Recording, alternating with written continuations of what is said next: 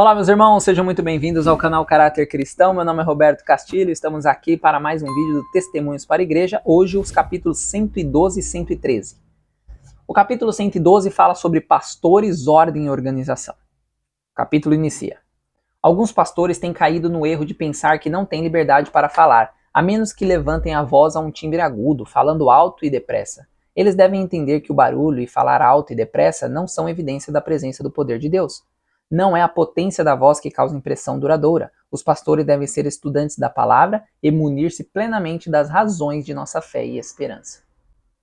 Isso aqui é muito importante, porque a gente vê muitos pastores, gritando e falando. Isso não vai dizer que você está mais com o Espírito Santo ou não, tá?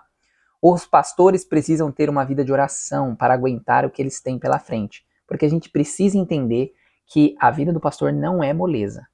Ellen White ainda comenta: muitos estão convencidos de que temos a verdade, e todavia permanecem presos com os grilhões de ferro. Não ousam enfrentar a consequência de assumir uma posição ao lado da verdade.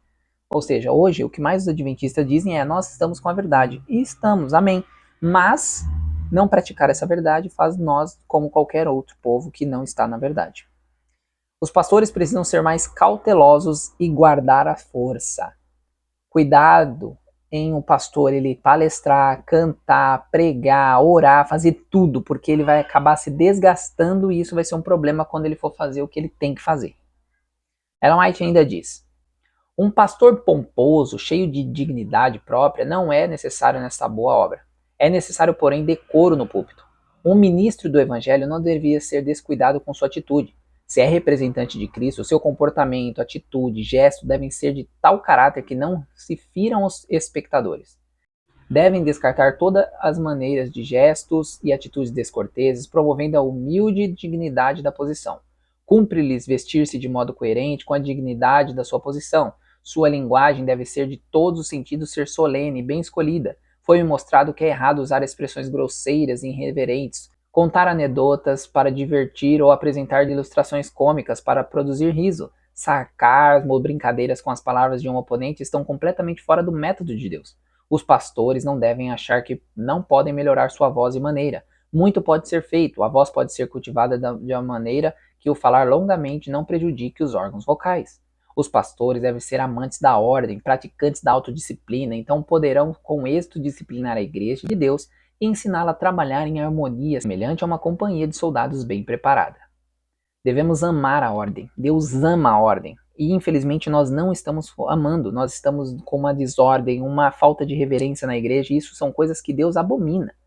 Não aceitarão nada do que qualquer homem diz, não se submetam a nenhum homem. Foi-me mostrado que é obra especial de Satanás levar os homens a achar que o plano de Deus, que eles se tornem autossuficientes e escolham a própria conduta independente de seus irmãos.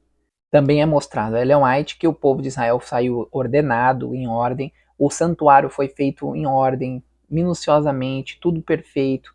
Então Deus ama a ordem, quer que eu e você também amemos. O capítulo 113 fala sobre trabalhos adicionais. Nesse capítulo, Ellen White vai fazer um resumo de suas experiências e ela vai enviar uma carta ao filho Edson com esse resumo. Ela está em Vermont, ajudando uma família, a família A, e depois ela vai para Westbrook, tá? Onde ela ficaria fraca, mas aí Deus ajuda ela a voltar à sua fortaleza. Depois ela vai para Portland, aí ela vai jantar no irmão em Gowen, e no final, ali, num sábado, ela dá um testemunho contra o fumo e contra o irmão Baal, que ele está apoiando dissidentes do Crisis. Tá? Esse Crisis aqui é os inimigos da igreja da época, e o Baal estava querendo se empenhar nisso. E Ellen White diz o seguinte: em seguida, seu pai pregou. Tivemos um breve momento de intervalo e então tentei falar sobre as reformas de saúde, do vestuário e dei um claro testemunho àqueles que estavam estorvando o caminho dos jovens e dos descrentes. Deus me ajudou a falar claramente ao irmão Baal e dizer-lhe o nome do Senhor, o que ele havia feito, e ele ficou muito impressionado. Baal, ele não estava querendo aceitar as repreensões. Ele era contra as reformas de saúde, as reformas do vestuário e etc. E aí Ellen White fala o que ele estava fazendo e ele fica impressionado, porque viu que só ela não estava lá, só Deus poderia saber isso. Andrews acaba pregando ali, ele fez uma ilustração linda sobre o mártir, como se a pessoa estivesse indo, morrendo numa fogueira, com os braços abertos e louvando a Deus, e todo mundo chora. E Baal acaba ali confessando os seus pecados e ajudando os seus filhos a afirmarem na verdade. Ellen White ainda diz: o irmão Baal se levantou e disse que parecia ter dois espíritos sobre ele naquela noite. Um dizia: você ainda pode duvidar de que esses testemunhos da irmã White precedem do céu? O outro apresentava à sua mente as objeções que fazia diante do inimigo de nossa fé. Oh, se eu me convencesse, disse ele, a respeito de todas essas objeções, se elas pudessem ser removidas, eu perceberia haver feito a irmã White um grande mal. Aqui é que ele começou a ver que é o grande conflito, não é brincadeira, é isso que ocorre mesmo. Não é que ele teve a impressão, mas não, era isso mesmo. E tinha lá Deus falando: você ainda duvida dos testemunhos? Não, você pode duvidar. E aí ele ficou naquela luta, né? E ele viu ali que de fato ele estava fazendo um grande mal, porque ele estava falando um monte de coisas erradas sobre a irmã White. Naquela noite, 13 crianças aceitaram a Cristo, inclusive os filhos de Baal.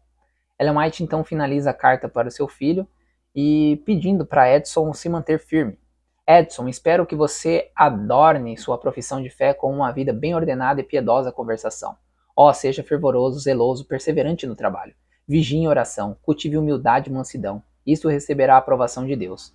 Esconda-se em Jesus, que o amor próprio e o orgulho sejam sacrificados e você, meu filho, seja suprido de rica experiência cristã, útil para qualquer posição que Deus queira confiar-lhe. Procure fazer uma obra completa de coração. Recai sobre nós a obra de obtermos perfeita santidade. Quando Deus vir que estamos fazendo tudo ao nosso alcance, então nos dará ajuda. Os anjos nos auxiliarão e seremos fortes mediante Cristo. Não negligencie a oração secreta. Ore por você mesmo, cresça na graça, avante. Não fique onde está, nem recue. E nesse capítulo nos dá mais luz sobre a questão da patente. Aqui vai ficar mais claro. Talvez, obviamente, eu entendi de uma forma diferente, tá? O primeiro vídeo. Então, se vocês viram o vídeo anterior da patente, esse aqui vai esclarecer um pouco melhor, tá bom? Diz o seguinte: não disse que estava errado tudo quanto se relacionasse com direitos de patente, pois isso seria quase impossível, visto que a maioria das coisas que temos de lidar diariamente são patenteadas. Nem pretendi transmitir a ideia de que era errado registrar patente, fabricar e vender qualquer artigo merecedor de patente. O que eu queria que nosso povo entendesse é que é errado permitir ser enganados, defraudados por homens que vão de um lado a outro país vendendo direitos de propriedade para esta ou aquela máquina ou produto. Muitos desses artigos não são de nenhum valor nem de real benefício, e aqueles que o vendem são, com poucas exceções, uma classe de enganadores. Então aqui ficou mais claro que Ellen White não está contra a patente, mas sim da forma e quem faz a patente. Então isso ocorre hoje da mesma forma, temos que tomar muito cuidado, tá bem? Isso não é algo errado, tá, irmãos? Porque, lembre-se, eu estou lendo com vocês os capítulos.